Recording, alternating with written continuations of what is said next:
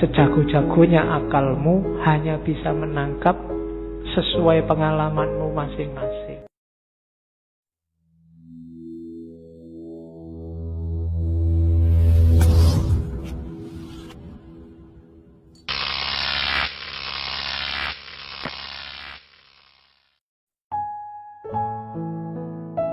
Rumi termasuk orang yang memposisikan akal tidak sebagai puncak.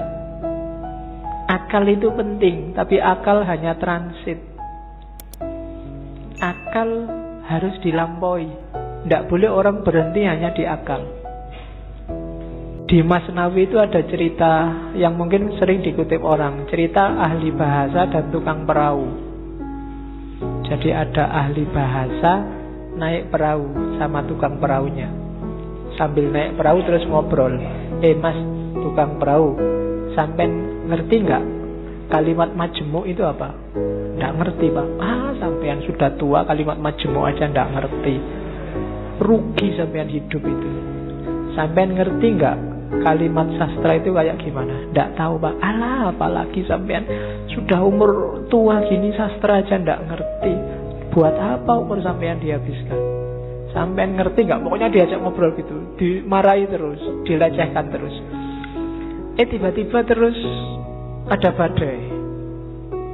Kapalnya mau tenggelam, katanya yang punya perahu. Waduh ini Pak, sampean bisa nggak berenang? Nggak bisa. Sampean sampai tua berenang aja nggak bisa, ya wassalam, sampean mati, bye-bye, tak tinggal ya, sudah selesai. Rumi mau nyindir bahwa ya bolehlah ada orang pinter, tapi sepinter-pinternya orang itu kan sesuai bidangnya. Yang pinter filsafat mungkin tidak ngerti sama sekali tentang fikih. Yang pinter fikih mungkin tidak ngerti tentang kalam. Yang teknik mungkin tidak ngerti tentang kedokteran. Sak jago-jagonya Habibie, kamu tanyain, Pak Habibie, ngerti nggak teorinya Ghazali tentang? Nggak ngerti dia. Dia ilmunya penerbangan. Jadi, nggak. Maka orang pinter yang sombong itu janjinya orang bodoh. Orang itu selalu pinternya fakultatif,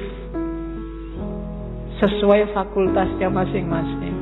Nggak ada ilmu universal. Makanya tidak ada kuliah di universitas, yang ada di fakultas.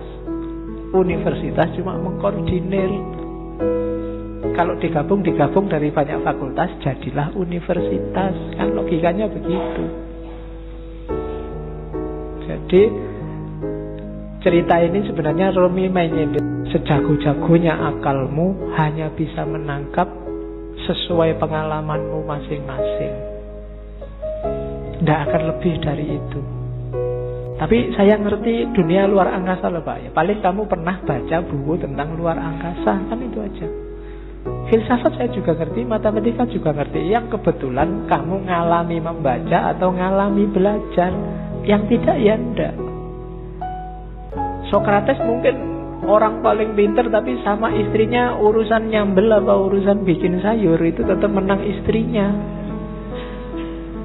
Ya kan?